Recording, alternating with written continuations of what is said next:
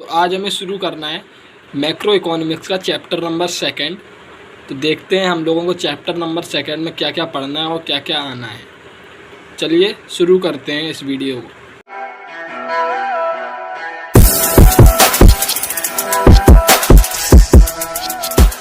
तो हमारा chapter number 2 है national income and basic concept of macro economics. यहाँ से शुरू होता है।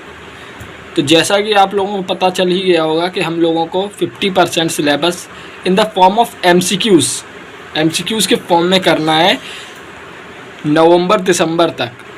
तो अप्रॉक्सीमेटली हमें मनी एंड बैंकिंग तक लगभग 6 या 5th चैप्टर तक हम लोगों को करना है 50% सिलेबस। और मैंने आपको बहुत बार बताया है प्रीवियस वीडियो में कि छोटे छोटे क्वेश्चंस जो एमसीक्यूज़ की फॉर्म में आप हमेशा याद रख के चलिएगा। तो चलिए अब इस चैप्टर को शुरू करते हैं। इसका पहला टॉपिक है डोमेस्टिक टेरिटरी। डोमेस्टिक टेरिटरी को दूसरा नाम है इकोनॉमिक टेरिटरी। ये भी आप याद करिए चलिएगा। अब आपको बहुत ही ज़्यादा ध्यान से याद करना पड़ेगा, एमसीक्यूज़ फॉर्म में आ रहे हैं। तो डोमेस्टिक टेरिटरी होता क्या है? Domestic territory is a very important concept in the national income accounting in lemons language. Domestic territory एक बहुत ही महत्वपूर्ण कॉन्सेप्ट है नेशनल इनकम में।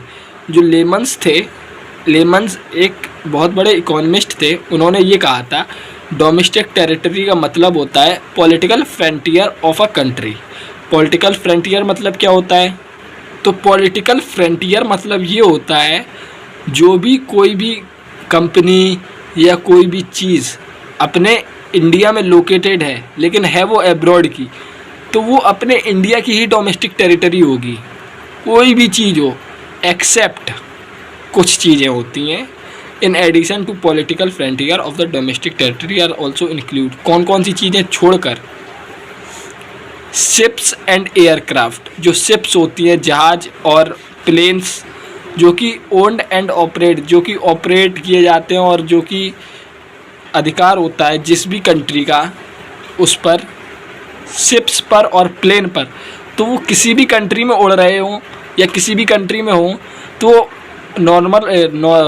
डोमेस्टिक टेरिटरी माना जाएगा उसी कंट्री का जिस कंट्री ने उसे ओन और ऑपरेट किया होगा। जैसे एग्जांपल देखते हैं, planes operated by Air India between Russia and Japan are the part of domestic territory of India. Planes जो कि ऑपरेट किए गए हैं इंडिया के द्वारा, रसिया और जापान में फ्लाई कर रहे हैं, वो डोमेस्टिक टेरिटरी होगा इंडिया का, जैसा कि हम आपको पहले ही बताकर आए हैं। वैसे ही planes operate by the Singapore airways between India and Japan are the part of domestic territory of Singapore. जो कि सिंगापुर प्लेन्स ऑपरेट करती है, वो इंडिया और जापान के बीच में फ्लाई कर रहे हैं, तो वो डोमेस्टिक टेरिटरी होगा सिंगापुर की। इसी में देखते हैं सेकंड क्या इंक्लूड नहीं होगा। फिशिंग वेसल्स जो कि फिशरमैन्स फिशिंग वेसल्स लेके चलते हैं। Oils and natural gases. जो ऑयल्स और नेचुरल गैसेस होती हैं, रिक्स होते हैं, नेचुरल गैसेस ही की तरह रिक्स होते हैं। एंड फ्लोटिंग प्लेटफॉर्म वो होते हैं जो छोटे छोटे वो होते हैं आइलैंड, वो जो कि ऑपरेट किए जाते हैं residence of the country. Residence of the country का मतलब उसी कंट्री के द्वारा, जिस भी कंट्री में ये सब हों। इन द इंटरनेशनल वाटर्स, जो कि इंटरनेशनल वाटर्स में पाए जाते हैं, where they have a exclusive right, जिनके पास एक्सक्लूसिव राइट होते हैं जिस कंट्री के पास, वो उसी कंट्री के माने जाते हैं। For example fishing boats operated by India. जो फिशिंग बोट्स हैं वो इंडिया ने ऑपरेट किए हैं फिशरमैन्स के द्वारा इंटरनेशनल वाटर्स में, इन इंडियन ओशियन में of India, will be consider as a part of domestic territory of India. क्योंकि उसके पास एक्सक्लूसिव राइट्स होंगे तभी वो इंडिया की डोमेस्टिक टेरिटरी में कंसीडर्ड किया जाएगा। इसी का लास्ट पार्ट देखते हैं कौन सी डोमेस्टिक टेरिटरी में कंसीडर्ड किया जाएगा, जबकि वो होगा एब्रॉड में। Embassies, consultant and military establishment of a country located in abroad. जो एम्बेसीज, कंसल्टेंट और मिलिट्री होती हैं, एम्बेसीज होती हैं, ये सब भी एक डोमेस्टिक टेरिटरी में आएगा इंडिया की, चाहे वो एब्रॉड में लोकेटेड हो। जैसे एग्जांपल देखते हैं, Indian embassies in Russia is a part of domestic territory of India. Indian embassy है जो कि रसिया में इस्टेब्लिश है, लेकिन वो पार्ट होगी इंडिया ही की। तो ये 3 चीज़ें इंडिया की पार्ट हमेशा रहेंगी, चाहे ये कहीं भी हों। तो चलिए अब देखते हैं नेक्स्ट टॉपिक क्या है हमारा। नेक्स्ट टॉपिक है नॉर्मल रेसिडेंस। नॉर्मल रेसिडेंस होता क्या है, तो देखते हैं नॉर्मल रेसिडेंस क्या होता है। It refers to an individual और एन इंस्टीट्यूशन। ये एक इंडिविजुअल भी हो सकता है और एक समुदाय भी हो सकता है जो कि उसी कंट्री में रिसाइड हो गया हो, and whose centre of economic interest. Economic interest होता है, सेंटर ऑफ इकोनॉमिक इंटरेस्ट ये होता है कि अर्निंग, स्पेंडिंग और सेविंग उसी कंट्री में हो जिस कंट्री में वो रह गया है।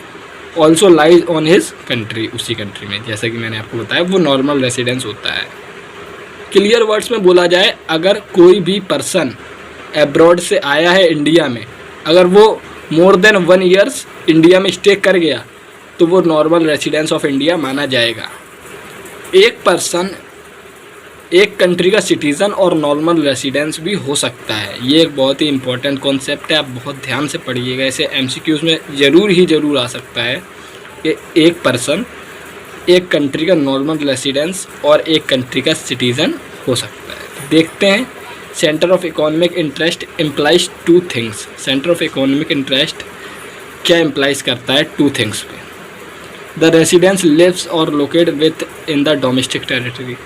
जो रेसिडेंस होगा, जो इंडिविजुअल या इंस्टीट्यूट होगा, वो लिव रहेगा या लोकेटेड होगा डोमेस्टिक टेरिटरी में।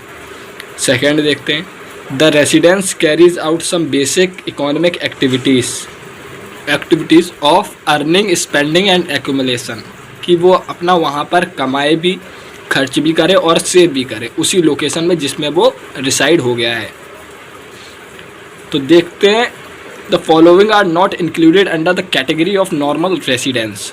कौन कौन से ऐसे कैटेगरी हैं जो नॉर्मल रेसिडेंस में कंसीडर नहीं किए जाएंगे? जैसे foreign touristers and visitors who visit the countries for holidays, medical treatment, sports, studies, conference, क्योंकि ये लोग 1 ईयर से लेस स्टे करते हैं उस कंट्री में, तो वो नॉर्मल रेसिडेंस कंसीडर्ड नहीं किए जाएंगे। देखते हैं सेकेंड, जो फॉरेन स्टाफ होते हैं, एम्बेसीज होती हैं, डिप्लोमेट्स होते हैं, आर्मी के मेंबर होते हैं, वो भी अगर किसी कंट्री में हैं लेकिन वो उस कंट्री के नहीं हैं तो वो भी डोमेस्टिक टेरिटरी और नॉर्मल रेसिडेंस में नहीं इंक्लूड किए जाएंगे। International organisation like UNO, WHO are not considered as a normal residence of the country. जो कि जो UNO, WHO के मेंबर्स होंगे वो नॉर्मल रेसिडेंस कंसीडर नहीं किए जाएंगे उस कंट्री के जिस कंट्री में वो रह रहे होंगे।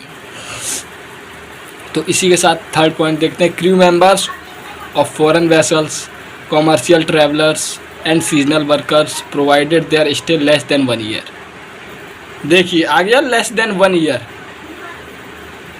लेस देन 1 ईयर, तो वो अगर कोई भी इंडिविजुअल या इंस्टीट्यूशन लेस देन 1 ईयर के लिए किसी भी कंट्री में रिसाइड किया जाए तो वो नॉर्मल रेसिडेंस नहीं होता। क्रू मेंबर्स होते हैं या जो रॉक स्टार होते हैं वो किसी कंट्री में जाते हैं, कॉमर्शियल ट्रैवलर्स जो बिजनेसमैन होते हैं, सीजनल वर्कर्स तो आप समझते ही हैं, जो सीजनल वर्कर्स होते हैं, सीजन्स टू सीजन्स आते हैं, वो किसी भी कंट्री में लेस देन 1 ईयर के लिए स्टे करें तो वो नॉर्मल रेसिडेंस कंसीडर नहीं किए जाएंगे। बॉर्डर वर्कर्स, जो बॉर्डर वर्कर्स होते हैं, जो बॉर्डर पे काम करते हैं, जिनका रोज़ किसी कंट्री में आना जाना होता है, वो भी नॉर्मल रेसिडेंस में कंसीडर नहीं किए जाएंगे, क्योंकि जैसे ही वो गए फिर वो आ गए, तो वो लेस देन 1 ईयर के लिए स्टे करते हैं। अगर कोई भी इंडिविजुअल या इंस्टीट्यूशन मोर देन 1 ईयर के लिए स्टे करे किसी भी कंट्री में तो वो उस कंट्री का नॉर्मल रेसिडेंस कंसीडर्ड किया जाता है। तो इसी के साथ नॉर्मल रेसिडेंस का कॉन्सेप्ट क्लियर होता है। अब हम लोग नेक्स्ट पार्ट में नेक्स्ट टॉपिक पढ़ेंगे सिटीज़नशिप के बारे में और उसके बारे में जानेंगे। तब तक के लिए आप इस चैनल को सब्सक्राइब करिए।